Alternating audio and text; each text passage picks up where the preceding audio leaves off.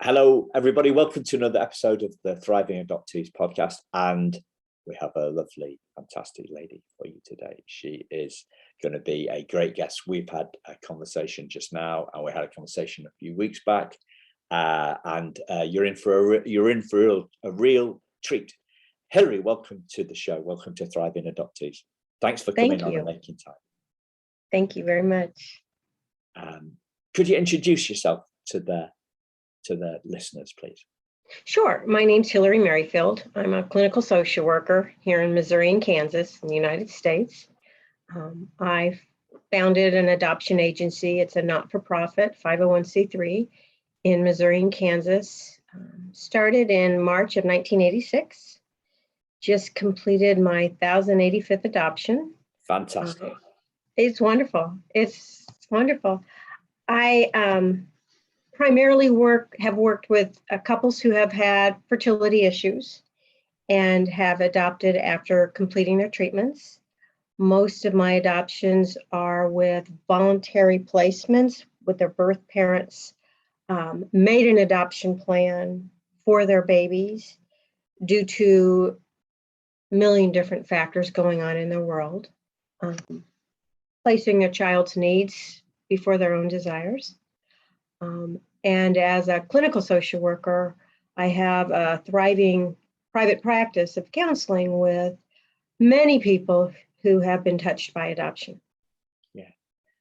You said the word thriving there. That's the word you like, isn't it? It's the word I like, yeah. Yes. And yesterday I did a pre-record interview for a conference, an online conference that's taking place in Australia next. Well, it's online, but it's being beamed out of Australia, and that's called Thrive 2. So, yeah, thriving. What does thriving mean to you? Thriving. To be healthy and strong. I think we all have our own lens and perception of how we funnel the word thriving, making sense of what is in a healthy fashion, to flourish. Yeah, I heard flourish yesterday as well, and I was thinking, could I make an acronym for flourish? Because for me, my Thrive has an acronym. T is for trauma, H is for healing, R is for resilience, I is for identity, V is for vision for the future, and E for empowering. And I was thinking, could I make an acronym for flourish? So I was gonna have a play at that. Thrive and flourish. It's thrive and flourish. It could be they're almost synonyms, aren't they? Those almost words that mean the same. Yeah. So the lens thing is interesting, isn't it? We were talking before we started recording. The lovely Irene Clements, who's been on the podcast a few months ago, she posted something on Facebook which says, she said, read this twice. We do not see things as they are. We see things as we are. And that kind of reinforces or explains a little bit what you were meaning by the lens, I think, is it? Exactly. Our own lenses and our own perspectives. We see the world through our own eyes. Yeah. And I've got some glasses on now, and I was thinking about this yesterday as I was shaving, because I've got some old glasses that I keep in the bathroom, and they've got an old prescription, and it's not as good. The prescription isn't as good. My prescription has changed. My eyes have got worse. So our perception changes, and our lens changes, and I think our lens changes pretty much moment to moment, doesn't it? Yes. It's not it's up and down all the way through the day. It's like we're swapping lenses every split second as things come in. Well, we talked about emotions and how we're feeling, and how we're feeling definitely will affect our perceptions of things that are happening, and our sensitivities to them. Yeah. Have you heard that Einstein quote said something like the most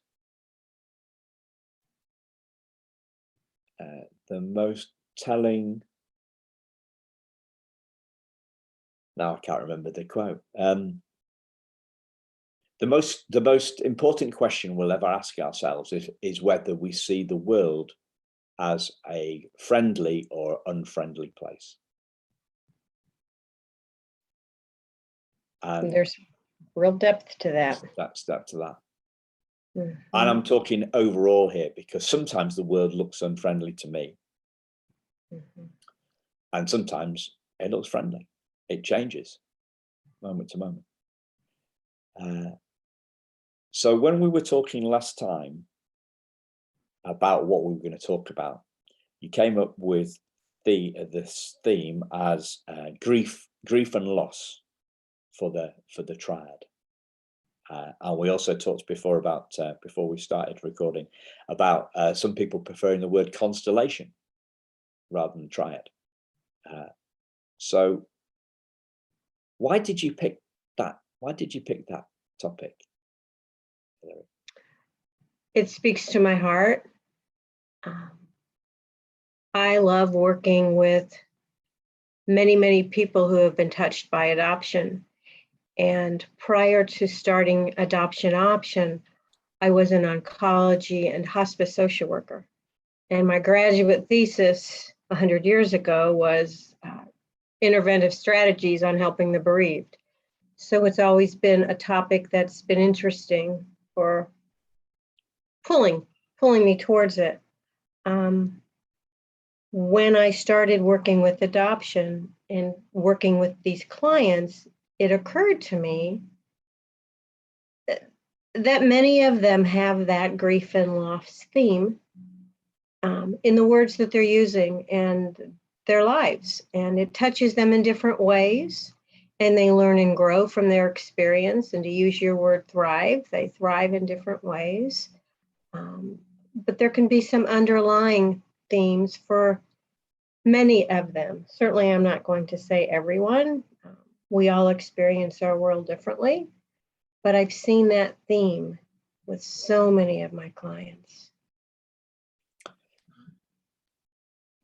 Is it possible to thrive in grief? Yes, feeling your feelings, learning from them, experiencing them authentically, allowing yourself to grow and learn and be open to them in your healing process, to me is thriving. Yeah. So there's an idea that an example that popped into my head just as we were talking about that, and I think it's probably the reason I asked the question.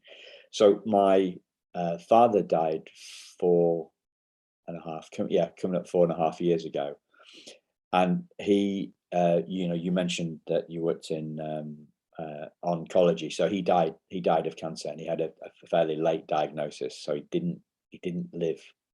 He lived probably 2 months after he got the diagnosis, and I was having a hard time with that, but I was also having a hard time with the hospital. And then I had one of those moments when I thought, hold on a minute, I've got the wrong lenses on here. Me being angry, my anger about my dad's imminent departure was being transferred to I was transferring that onto the hospital staff. Mm-hmm.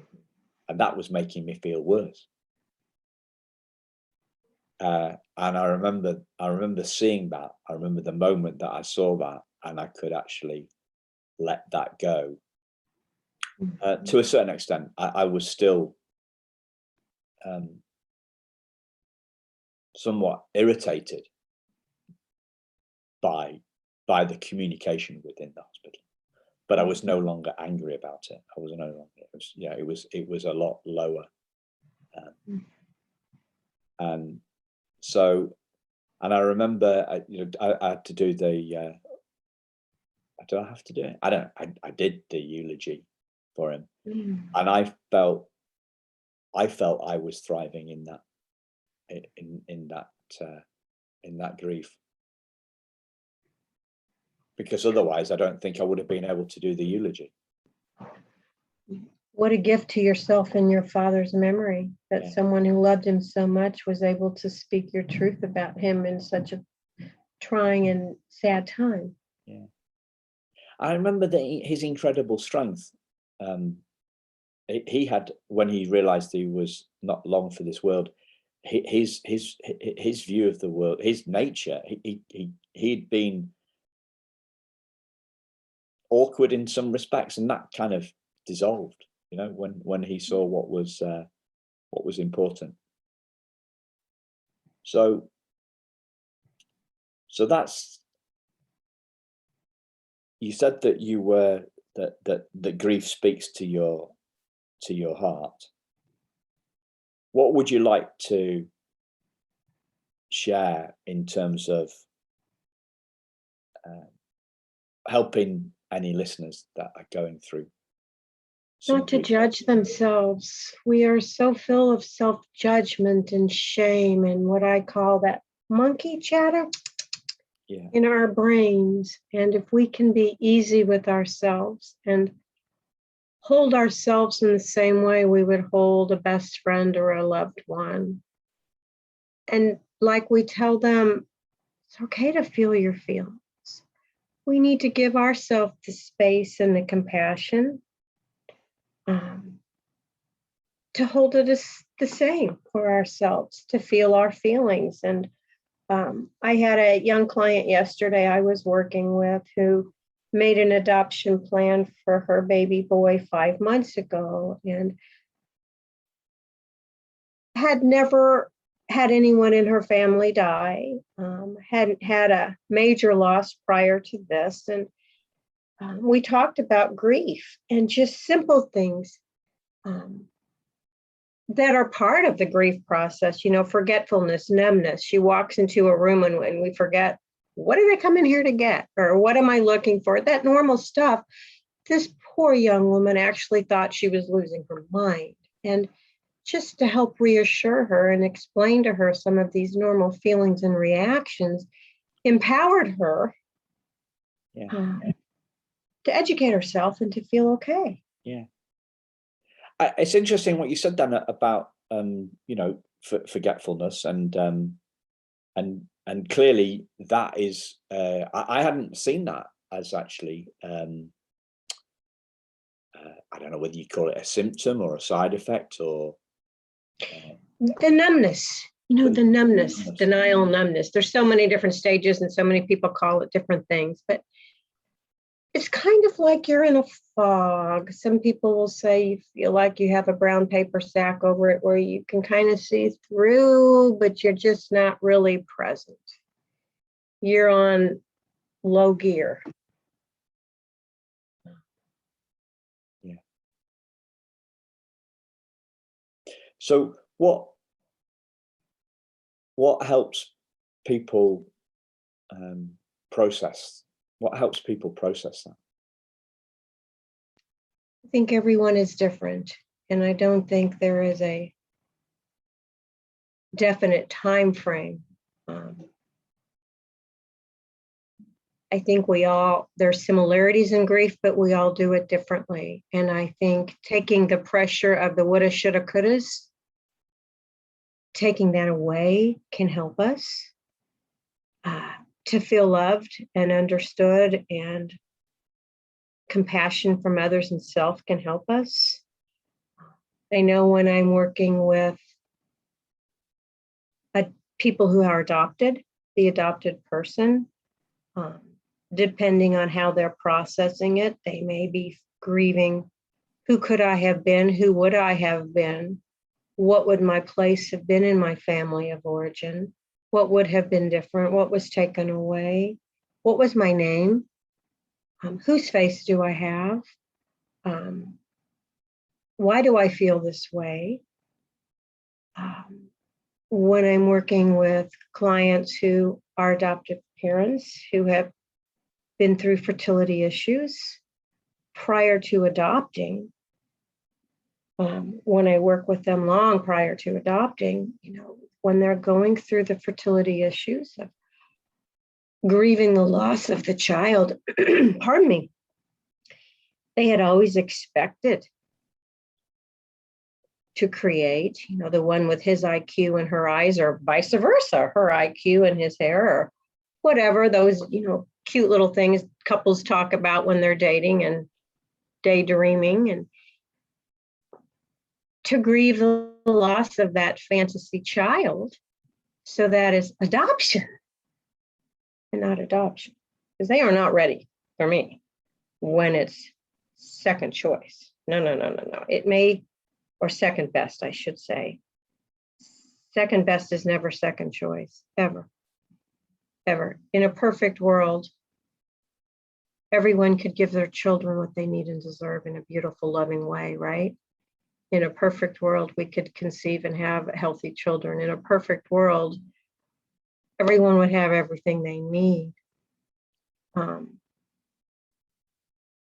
So when it's adoption, when their heart is expanding, when they think about this amazing process that allows them to be parents and to love unconditionally and have this child as their own for eternity, and the grandchildren that come with it, then I know they're ready.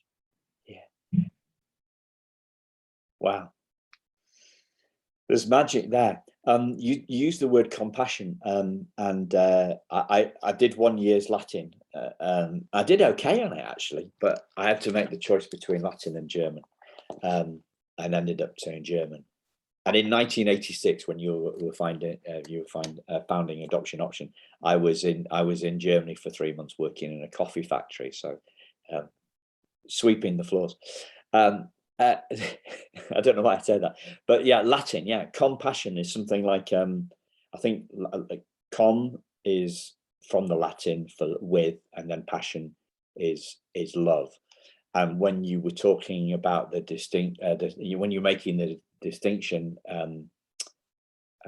between adoption and adoption, and when the heart is on the rise, that's what popped into my head to bring you back to that compassion word. And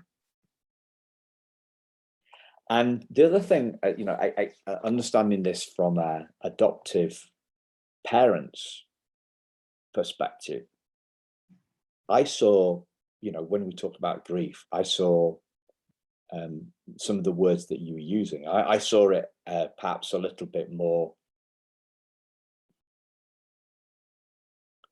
in a bit more of a male way. I saw it as the death of a dream. Fertility is the death. Fertility issue as the death of a dream. And I thought, oh God, that's a little bit sharp and painful, but that's how it is, isn't it? Maybe there's part two to the dream. Yeah. Is the dream the genetic child, or is the dream the child? Yeah. Is it the pregnancy or the child you're looking for? And they're very different. And when you're in the midst, it's very, very confusing. And that's why it is a process. And I didn't talk about my favorite population to work with, and those are the expectant and birth parents and their grief. When I work in adoption, it's primarily voluntary placements. These are not children who are, in the state custody because of abuse or neglect. And I have a support group, or I had the support group for 30 years, but the pandemic has kind of put it on hold, for birth parents.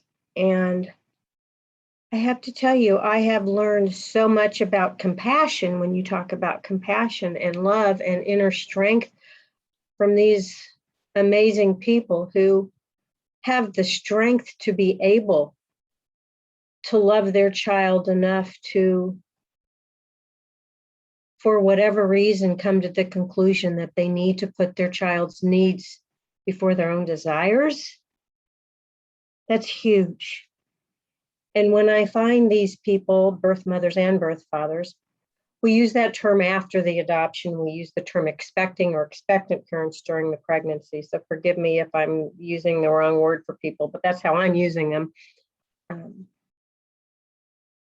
But when they are able, through their grief and loss, because they're losing their role as mommy and daddy, right? They're losing what they always dreamed of as well, and add some shame and guilt oftentimes to that. I think they're the silent heroes that I really feel are the underserved and oftentimes forgotten.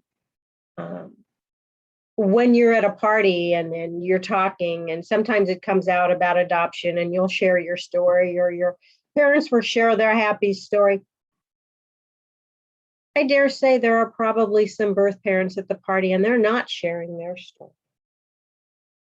It's more private for many of them. So let's not forget them when we talk about grief and loss as well. When I eventually went on my search and got my story, and then heard the second part of the story from my, let's call him my birth uncle, because that's kind of what he is, in Canada, and the fact that my birth mother had got married, not to my birth dad, but somebody else, a couple of years after me, and then got divorced and never had any kids, and died in the late 50s.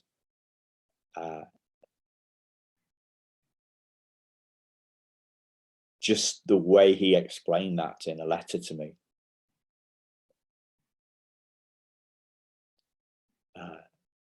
exemplified, or, well, yeah, not exemplified. It was clear to me the grief and loss. There was something I felt, something I picked up on, that the grief and loss had never gone away for her. Mm-hmm. I remember in your bio reading about your teddy bear. And it was a beautiful story. If everybody listening hasn't read the bio, please read the bio, because it's beautiful about this teddy bear when you were 40.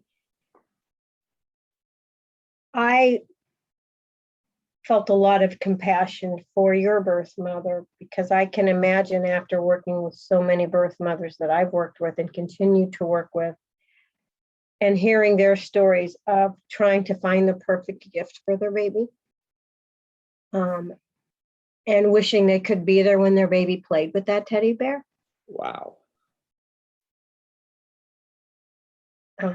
I can imagine the love and tenderness she chose in selecting the very right bear. And I hope it's okay that I share with you what we talked about last time when you were interviewing me. Yeah. It was funny. You went and got the teddy bear to show me the teddy bear, and your shirt and your teddy bear shirt were the exact same. Oh, yeah, colors. They were. So there was still a connection. Isn't it wonderful? So many years ago, she chose this teddy bear, but the colors that she chose for his shirt is something years later you still chose. Yeah, it was great. Yeah. I want to take you back to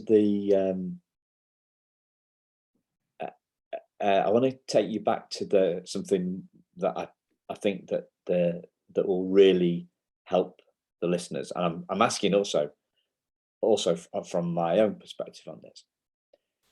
We talked about the one of the ways through grief is is that compassion with ourselves. And it's ending the monkey chatter, what you call the monkey chatter in our heads. And you also talked about the getting rid of the use the word woulda, coulda, shoulda as a kind of example of the monkey chatter. What about the people who know that they need to do that or want to do that, but they can't, and then they get upset with themselves that they can't silence the monkey chatter, and therefore the issue becomes bigger and bigger, and they go down a vortex where the monkey chatter is getting louder and louder, and the monkey chatter is about an inability to end the monkey chatter. Yes, sometimes we get in our own way, don't we? There are a lot of techniques for that. Cognitive behavior therapy would be one. You look at the monkey chatter, you step back and you look at it and you ask yourself, what evidence do I have that this is true? And challenge it. And then you try to come at it in another way, rephrase it, reframe it. Another technique would be meditation. Another technique, I'm a clinical hypnotherapist. Now, I never use hypnotherapy in my adoption practice, but I absolutely use hypnotherapy in my counseling practice. And sometimes it's the subconscious mind that, for many different reasons, cannot let go of that, and to understand what is that soul peace? What is that inner peace that is preventing me from being my best self, from giving me permission to give myself the compassion and saying, yes, that's very painful. And I'm going to choose to push through the pain and be my next self. It will be a part of me, but it won't be the cement pushing me down. It may be the fairy dust that surrounds me in love. We're very different people after a major loss. Yeah. As you were talking about that, what I've found, and we're obviously, this is personal, and there's a number of ways through this, and it's about trying different routes. So what I found, instead of trying to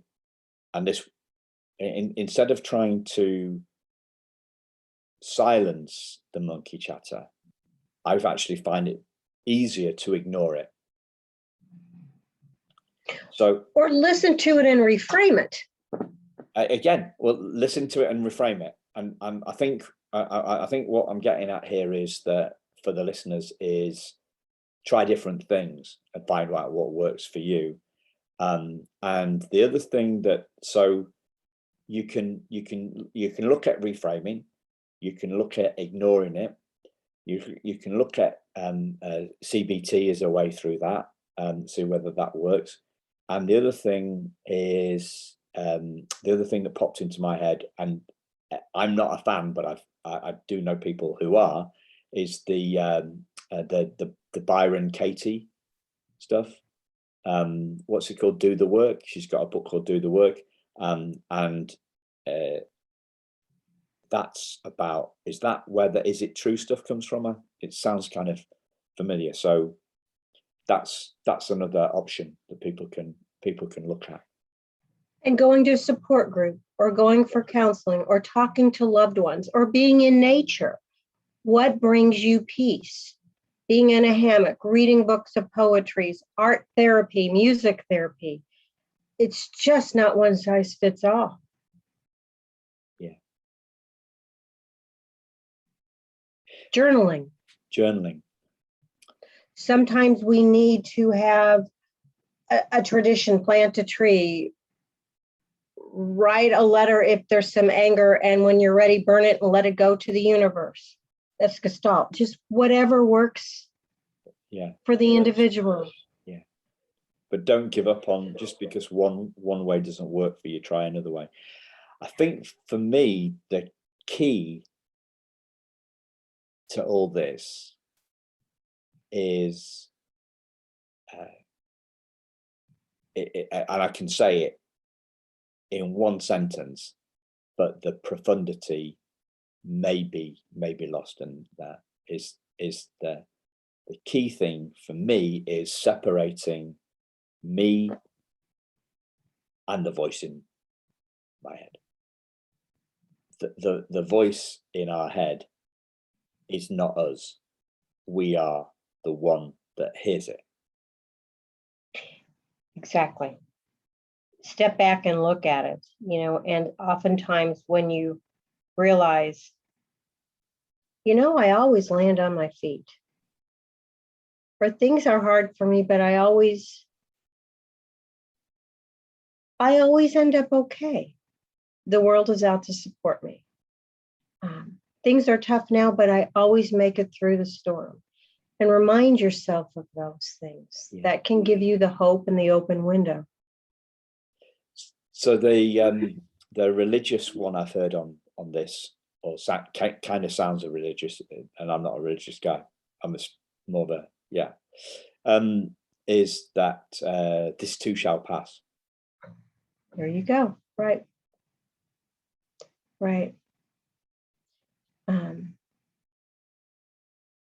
And that will help your faith-based clients. Whatever works for them, find that statement that feels authentic. I'm struggling right now, but tomorrow's another day and I will find joy. Or it's hard right now, but the sky is pretty. Find something. Pictures of the grandchildren smiling. Something that renews their faith in life. Take the dog for a walk. Cuddle the dog. Cuddle the cat. Light a candle. Take a bath. Did I tell you about my COVID meltdown last March? No.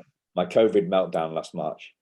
It's the reason I'm in this room, because I used to work in the kitchen, and my wife was in the corner of the kitchen watching Boris, because we were obviously right at the start of COVID, and so she was trying to stay up with what's going on in the news, and I was trying to work on something, and I had a complete meltdown and like a teenage strop, or a tantrum, really, a twosome tantrum, and I stormed off, and I went, and the reason I bring it up is because I went for a walk with the dog, and whilst I was on the walk for the dog, I got on my phone and I ordered a desk from Amazon so that I can camp out in a different room. I got home, I apologized for being a grumpy, angry 2-year-old to my wife, and then the desk arrived the following day, so I moved, and so she can have her space and I can have. Silly story, yeah. Walking the dog is a good one for me.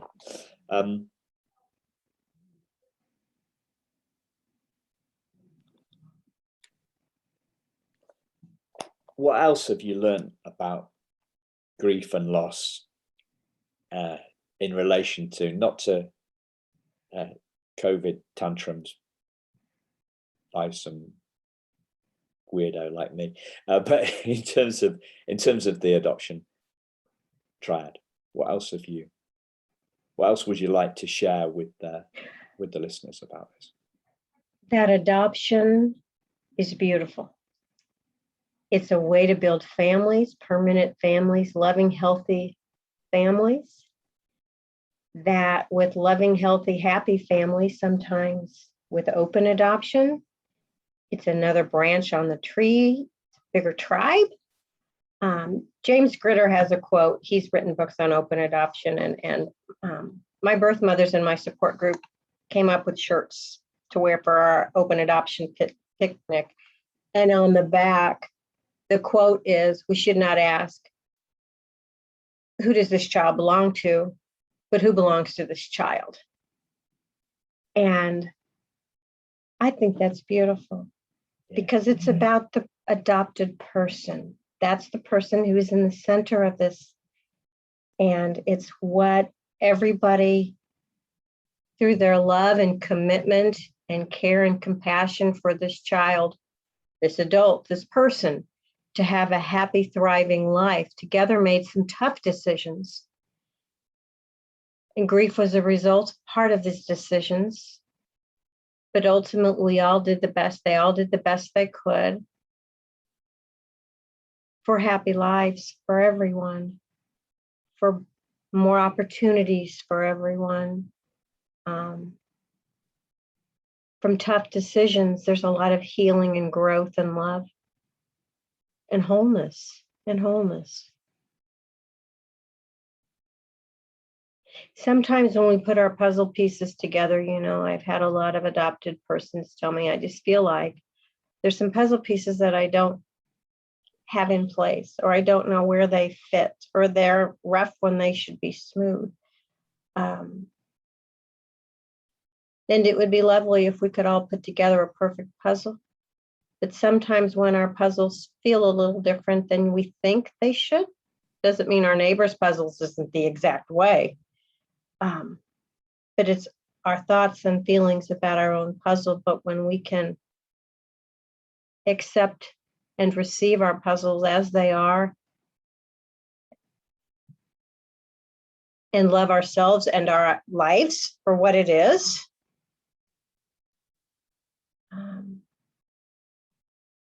it's great. I felt very held in your love there. Thank you. Especially something we talked about the triad, and some people prefer it to call consolation or whatever. But when no one's ever put it quite poetically as you did, that's got me to that place where I felt that I was this. It felt lovely, and then my monkey chatter. I felt I was in the middle of the triangle. But I can't be in the middle of the triangle, so I'm part of the triangle. But do you know what I mean? I felt in the middle of the triangle, and then my monkey chatter went off, and somehow tried to bring me back down again. So I wonder if you can let yourself be held in that place that felt lovely, as you put it, to push away the monkey chatter. Put on a fan. Yeah. Let it blow it away. You're not useful. You're not helpful. I choose this. Yeah. I am. I think I did, which is why I'm laughing about it. Good. If I'd believed the monkey chatter, one of my mentors talks about this, and he says, first off, he says it's a case of mistaken identity. It's a case of mistaken identity. We believe we are the voice in our heads. He also talks about it being, like identity theft. The voice in our head it is so loud on occasions that it steals who we truly are. And then he also talks about, which I love, the voice in my head is an opinion that I no longer what is the word? No longer value. He's very wise, isn't he? And I know when I'm doing that because I laugh. I think when I laugh at my belief of the monkey chatter, my seeing through, when I see through the monkey chatter, and it becomes a voice that I no longer. I think that that's beautiful. And it's wonderful that you can recognize, you're not serving me. This is not what I choose to believe. And then you laugh to release it. That's wonderful. Yeah. You're conscious of, it's a conscious decision in the beginning, and then it sounds like it's just becoming a habit for you to just be able to sort through it. Yeah. And you getting me, because you brought me into that, we're having a lovely conversation. So I've got my loving glasses on. When I bang my foot against the oven tonight, or it will, the mood will have changed somewhat, or when I burn the pizza. Everybody has a signature dish, don't they? A chef. Yeah. We're all human. We're just doing the best we can. Yeah. My signature dish is frozen pepperoni pizza from the supermarket. I'm not a chef.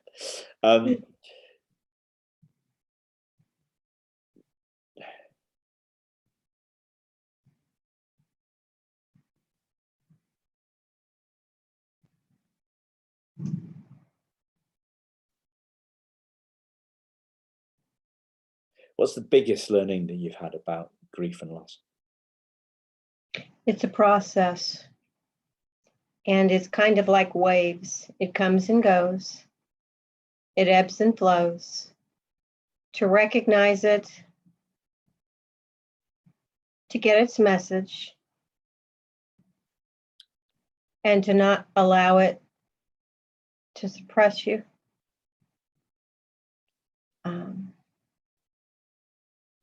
I don't like, it wasn't helpful to me when people would say, time heals all. Things evolve. It's a process. It will. At times, there'll be a trigger and it'll hit you. And at other times, you can remember your loved one or the event or whatever it is you're grieving with a smile. But if we didn't love so much, we wouldn't hurt so much. So I like to remember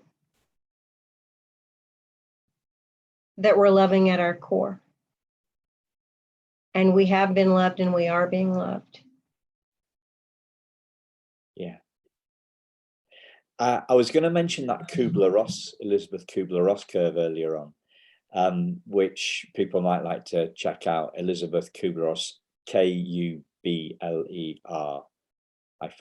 So she's got this curve. And does she, so it goes through different stages. It's like a horseshoe shape, isn't it? Denial, anger, bargaining, depression, acceptance. Yeah. Those were her stages, but people assumed that she meant it step 1, step 2, step 3, step 4, step 5, but she didn't. Those are processes and feelings and emotions, and you may take 1 step up and 3 steps down, and you may feel this 2 or 3 at a time. But those were the stages, and she was, my goodness, she's the mother of the theory, of the death and dying movement of loss and grief. But it's really more like snakes and ladders. Yeah. Or absolutely. What do you call it? You call it something else. Do you call it snakes and shoots or something in the States? Oh, shoots and ladders. You're talking about the childhood game? Yeah. Yeah, the Shoots and ladders. children's game. Shoots and ladders. Yeah. Yeah, it is. It's shoots and ladders, up and down, through the tunnel, over and under. I still like to think of it as the ocean waves, coming and going, in and out, loud and soft, wet and dry.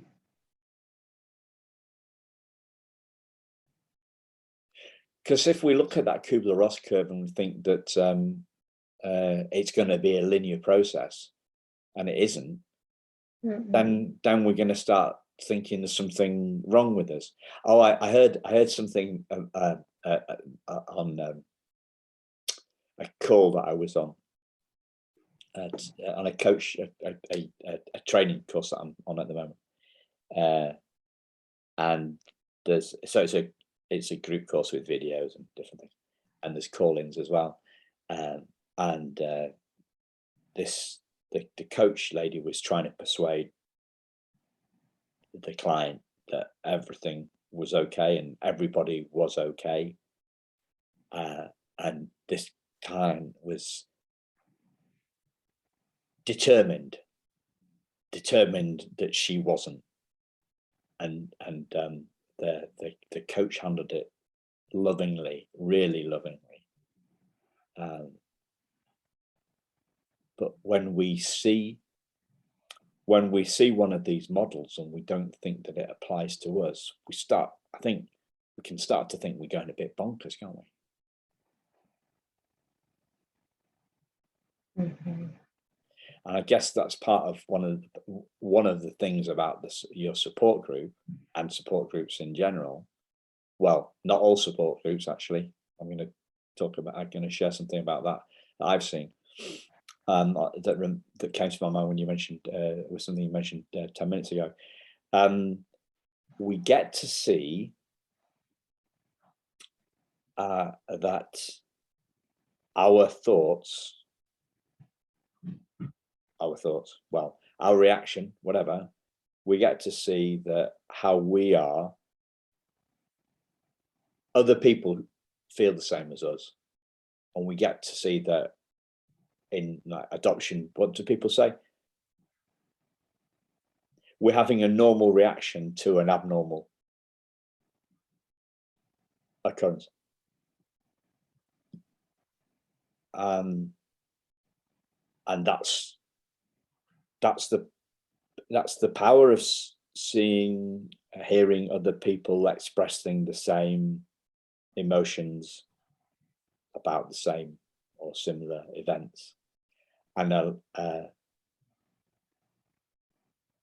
yeah, so how does that work? I mean, I'm explaining that in quite a logical, rational kind of a way. What does that feel like in one of your support groups? Group is amazing because you can share your feelings without feeling like others are going to shame or guilt you or not understand you, or say, if I always say advice is free, that's why you don't have to take it. They've got so much advice to give people who haven't been in your shoes.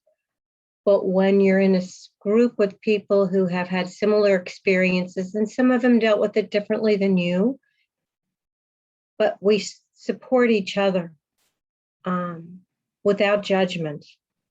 And the other thing that's really lovely about our group is they bring their children's pictures, and very few birth parents have opportunities to brag and share on how beautiful their children are. Very few. But group, oh my goodness, they're like first-time grandparents, showing everybody the pictures. Some of their children are 20 years old by now, and some of them are 6 weeks, but they get to live that part of their life freely and wholly. Wow. And they also get, yeah. And they learn from each other. Some of the birth parents who have recently made an adoption plan will look at those who placed, 10, 15, 20 years ago and talked about mentors. They are wonderful mentors who can say and share their experiences in such a way that gives them hope and healing. Yeah.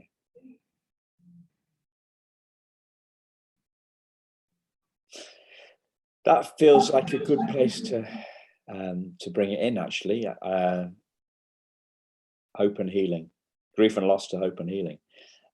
So we'll put a link to the website and to social channels on the show notes so people can check check it out. And I'm kind of cutting you off here. Is there anything else that you'd love to share? No, thank you for the opportunity and the conversation. You have great questions. I love your curious mind. Yeah, thank you. Oh, there was one thing that I was going to talk about in terms of in terms of what support groups do. So your support groups obviously support, you hold them properly, like you held me, wherever it's 3,000 miles through 3,000 miles away. That was lovely. You hold people and you lift them up. Beware of support groups that don't support, that bring you back down. And a lot of that, I see a lot of that in some groups on Facebook, where instead of turning the gas burner on, you know, like if you're in a hot air balloon, in that film Up, you've seen that film Up, if you're in a hot air balloon, you turn the gas on, it flames and the gas rises, right? And then you've got these sandbags and you can throw the sandbags out.